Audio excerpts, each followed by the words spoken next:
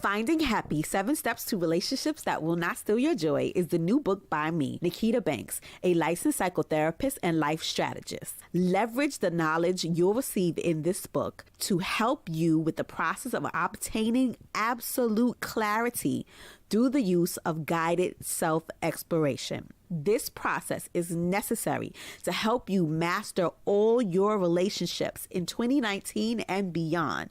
Go on Amazon.com or blacktherapistpodcast.com and grab your copy of the book, guaranteed to help you redesign all your relationships based on 2 basic principles, health and happiness. Get your copy today. Welcome to the Black Therapist Podcast. The Black Therapist Podcast is a podcast where we discuss the unique issues people of color face when dealing with mental health issues and mental health diagnosis. Now, if you are new to our show, I am your host, author, life strategist, and psychotherapist Nikita Banks, in private practice in my hometown of Brooklyn, New York.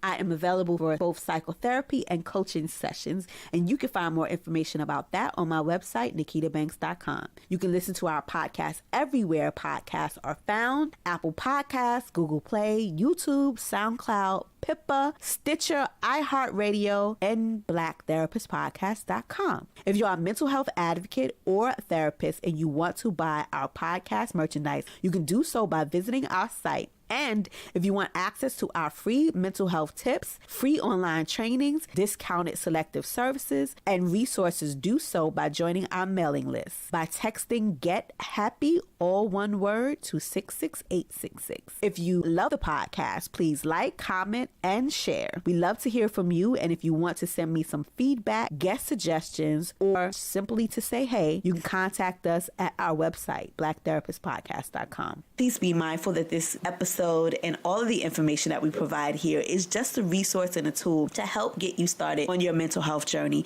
If you are feeling any mental health distress or you're having any significant issues, please feel free to reach out to us so that we can find you a mental health provider in your area. Okay, let's go. Y'all, just want y'all to know the devil's busy. Welcome to another episode of Black Therapist Podcast. This show almost didn't happen. And let me tell you why it almost didn't happen. It almost did not happen because I recorded a whole entire show. Like, I put my foot in that show. I'm not going to lie. And then I looked down and minute of it, not a minute, not a second of it, was recorded. There were lights on the thing and everything else, and nothing recorded. Okay, so last week's episode, we talked a little bit about vicarious trauma because I don't know about y'all, but I needed an extra dose of vitamin S last week. Some self-care. I needed to take a step back. I needed to get some perspective.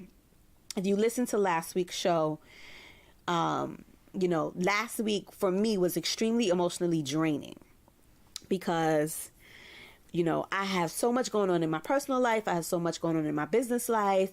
I'm finishing up one project with one of my assistants. I'm hiring another assistant. I'm ending the semester with my intern. I've been like almost hiding in my office or in my house. And I know in my spirit, when it's time for me to take stock of my sanity. I know in my spirit when I'm starting to get overwhelmed and when I'm sleeping late and I started working out. I'm off my workout regimen already.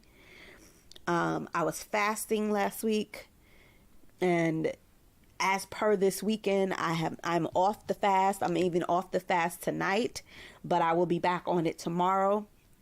So when my equilibrium starts to slip, I know that something is about to occur.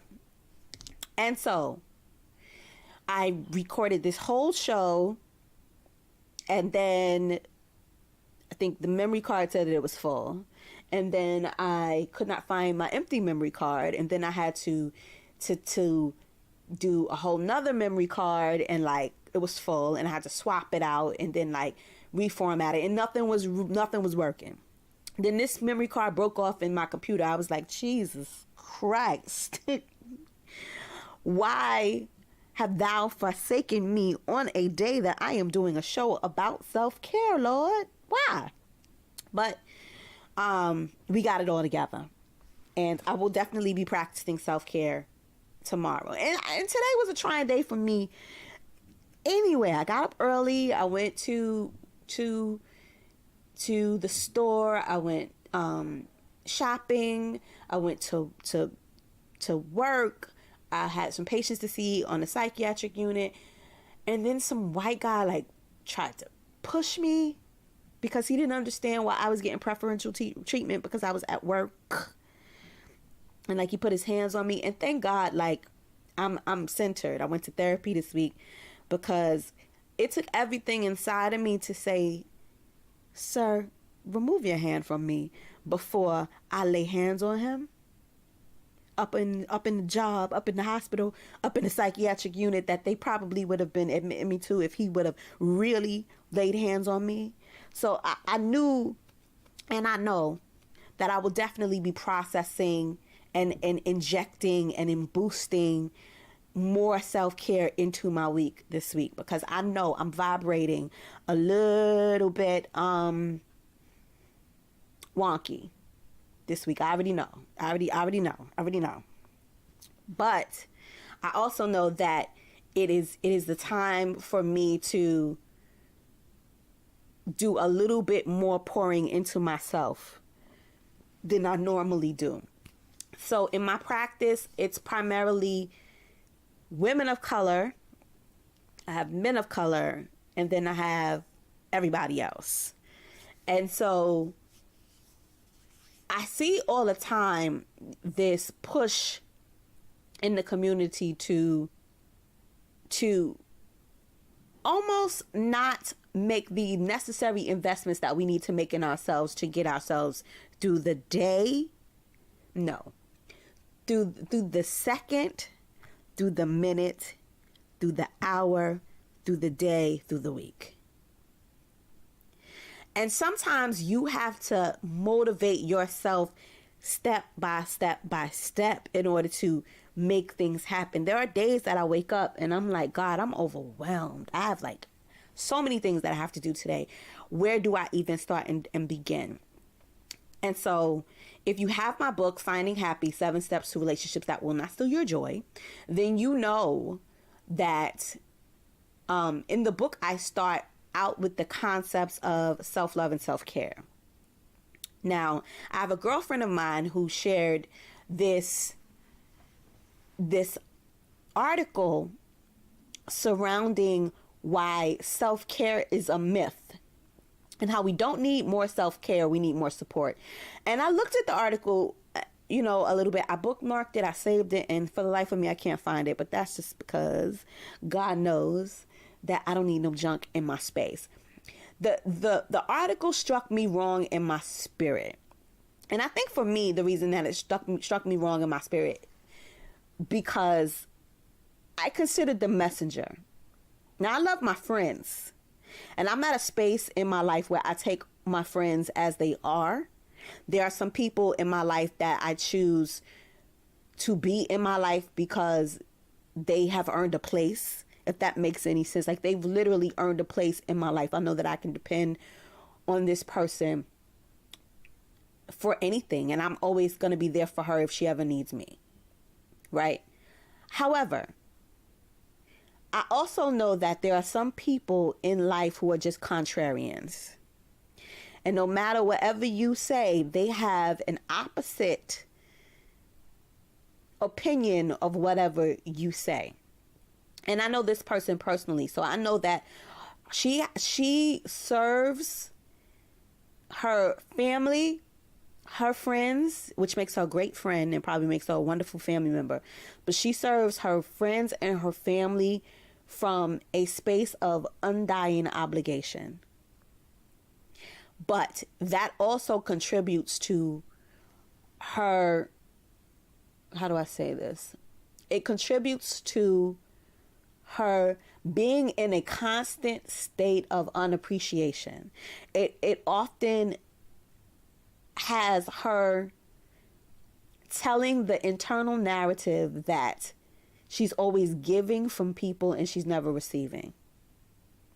And I don't think that is a true statement, but I think that that's the narrative that she's very comfortable with telling herself, and I think that that's the place that she likes to be. There are some people who are just moral martyrs in every single relationship. So when she put this article out, in my spirit, I was like, man, I know what spirit she's operating by sharing this article, but I think it also took me wrong, because as Black women, I know how the concept of self-love and self-care is a foreign one to us. I grew up in a household with a single mother, and as a single mother, I had to examine the way, the ideas of how I made time to care for myself and invest in myself manifested.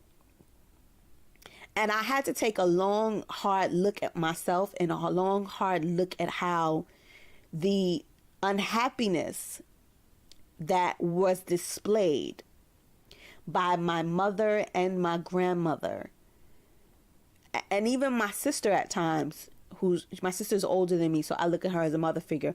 My sister at times, with their role and the perceived responsibilities and sacrifice, undying sacrifice, unyielding voluntary suffering that came with being a Black woman, was not going to be my lot in life. So when I had a child, I made a conscious effort to never be martyred. I did not want to be the Virgin Mary. I didn't want to be seen as such self-sacrificing that I was unable to attain my dreams, because I realized that watching my mother struggle, it limited my vision for what I could attain in life. And it limited the way that I saw myself and the way that I was able to manifest my dreams. For a lot of my clients and a lot of, when I worked with students, to ask them what they even imagined their future to be like without any limitations was so ridiculously hard for them to do.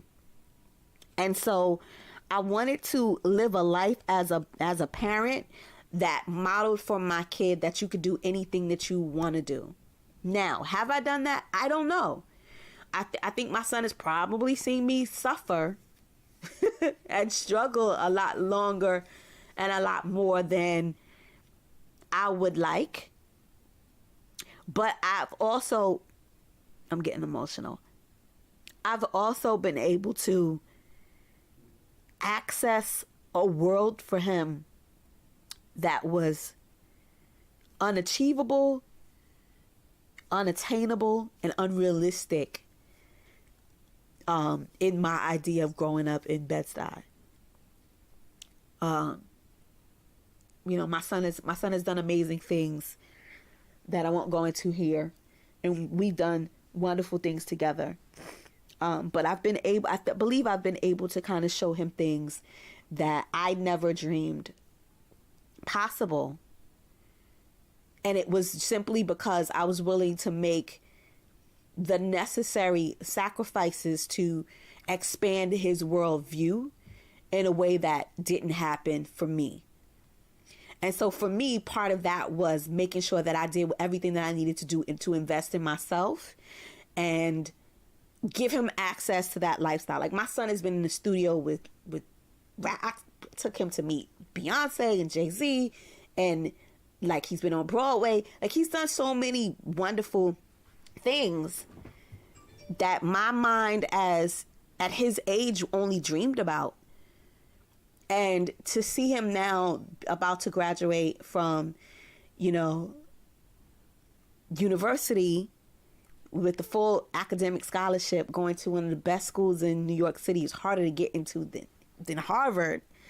And he went to school with the mayor's son. Like, it's amazing for me, being that we struggled for a lot of years in my parenting. But one thing that I never wavered on was making the necessary investments that I needed to make in myself in order to make it in him. And so this concept of self-care versus support, I think that's the wrong way we think about it. As Black women, a lot of times we always think of either or instead of thinking of and, right? So how I define self-care in the book, and I made the book is called Finding Happy: 7 Steps to Relationships That Will Not Steal Your Joy. It's available on Amazon, and I talk about the 7 steps, but really what it is it's 7 areas of investment that you need to make in your self-development in order to get the relationships that you want. And the best thing about the book is it's about all relationships. Number 1, how you relate to yourself. Number 2, how you relate to others. Number 3, the lessons that you've learned from your family of origin. Number 4, your romantic relationships and your friends. For people like me, I am closer to my friends than people that I'm my partner. I would say people I'm in a relationship with. Don't come for me. I don't want to hear it. And he don't listen to the show anyway, so it doesn't even matter. But you know, I love my friends, and so my friendship relationships are very intimate to me. My family relationships are very intimate to me.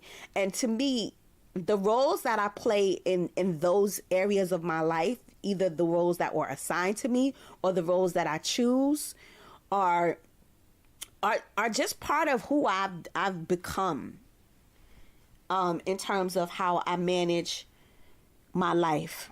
Although I'll say it's different in my relationship. But we can talk about that another time. And the reason that the book is so good to me is because it's a journal, and you're able to kind of explore your feelings, thoughts, emotions, and your ideas on concept development of these 7 areas. And so I start with self-love and self-care because to me, self-love is really about looking at the concepts and how they developed around how we make time for ourselves, how we invest in ourselves, how we love on ourselves. I think a lot of us think of self-care as like yoga, or I don't know if you guys have heard of this, but Calgon Take Me Away. So when I was younger, there was this commercial of this woman, and she had like, you know, a busy life, and sometimes she would just lock herself in the bathroom and pour Calgon, which is like a bath.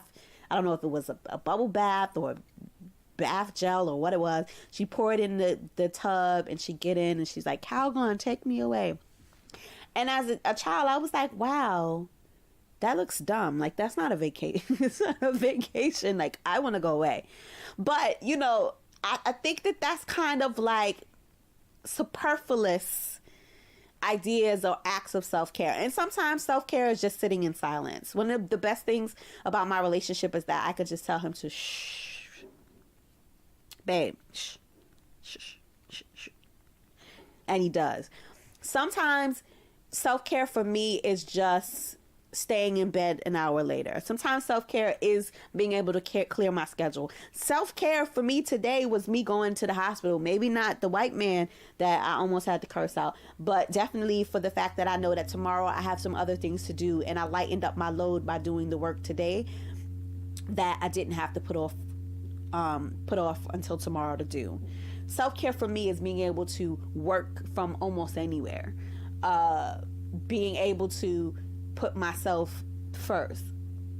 And that doesn't mean that I'm not obligated to do other things. Like, I still got to pay my bills. I still got to, you know, pay my rent in the office. I still got to do what I need to do for my interns and my assistants and everybody. Like, I still got to make sure that I'm handling what I have to handle because I have people that are depending on me. But being able to do that in a way that allows me to still take the time that I need in order to be the person that I want to be. We have to start pouring into ourselves. Oprah says that if you have a business, that you need to pay yourself before you pay anybody else. Pay into your savings, pour into yourself spiritually. And a lot of us are not doing that work, and that becomes a problem for us. We are not doing our self work. Women come to me tired and exhausted and depleted and, crying because they are trying to be everything for everybody. And a lot of us have been assigned roles in our families that have been given to us. Not that they benefit us, not that they do anything for us, but they benefit somebody else at our expense, and we continue to do it knowing that it doesn't serve us. Especially if you are the strong one, especially if you are the financially stable one, especially if you are the responsible one. And it becomes draining. So you have to find ways to be able to pour back into yourself. You have to be able to find ways to invest in your own happiness, health, and healing. Like I said, these women come to me and they're all exhausted and they're like, I didn't even eat today. I didn't even have time to pray today. I didn't even have time to meditate. I didn't have time to sit down at all today at work. I was so upset. And I'll say to them, well, you know what? You're in therapy now, and this is part of your self-care.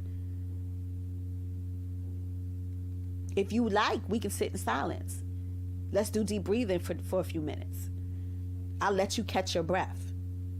There are days that my day gets so overwhelming, thinking of all of the things that I have to do and all of the things that I'm trying to accomplish, that I have to just sit down and try again tomorrow. One repetitive act of my self-care since I have been in high school is I do my hair, my nails, and my toes, and not in that order. You may see me outside without my hair done, especially now that I'm natural and the curls are back, y'all. So you may see me outside with my hair not done, but that's very rare. You probably ain't never gonna see me outside with my nails done. My nails not done, I'm sorry. And you definitely ain't gonna see me outside with my toes not done. Winter, spring, summer, or fall, I keeps my feet done. Period. And I used to think that it was so ridiculous when my baby was little. I always made time to do those things. My nails, my toes, and my hair. And usually in that order. Right? I kept those 3 things done because I had to have some continuity. And I remember one day my aunt was over and my baby was crying and I was doing something and my son was like, he had to at least be 1, and he just wanted me to pick him up. He just needed my attention, and he was crying and he was fed and he was dry and he just needed me, and I was doing my hair. And my mom was like, if you don't pick him up, I'm going to beat you down. And I was like, you pick him up. Because the answer is no. I will lock myself in this bathroom before I have to deal with that right now. And there was nothing wrong with him, but he needed my time and my attention. But combing my hair in that moment was holding my sanity together. And sometimes we just need to have a breather. So yes, women need to have support. But first, we need to know we deserve support. But first, we need to know that we can ask for support. But first, we need to know who we can go to that is going to support our request for support. Because a lot of people that we go to support us ain't supportive. A lot of people that we go to for sympathy, especially other women of color, they ain't got it. Ain't got it. Ain't gonna get it. Never gonna get it. And we continue to go to them. And after a while, we stop asking for support because we know that support isn't going to come. Well, that's not true. It's just that we got to ask other people. Sometimes we got to learn who is going to support us in the room. I know what to go to my mother for support and what to go past her. I know what to ask her for and what she will be completely supportive to provide and what she won't. And I don't have any ill will with what she won't give me, because she has every right to decide how she will support me. But it's my job and my responsibility to get what I need. If it ain't from her, find somebody else to give it to me. So, if you are in need of self-care, I know that a lot of us are, especially after last week. I know the death of Nipsey Hussle has kind of thrown the whole black community and hip-hop community for a loop. I know a lot of us had to practice self-care. I needed to step back after that, me personally. And so I just want you guys to know that if you need self-care and you are interested in exploring your concepts of self-love, then you need to get on our mailing list. You could text Get Happy at 66866 to do that. And if you have any questions about self-love, if you have any questions about self-care, if you have any questions about how I can support your self-investment and your self-healing, then make sure that you tune in this Thursday on Black Therapist Podcast Instagram page, where I will be going live at 3 p.m. barring any other commitments.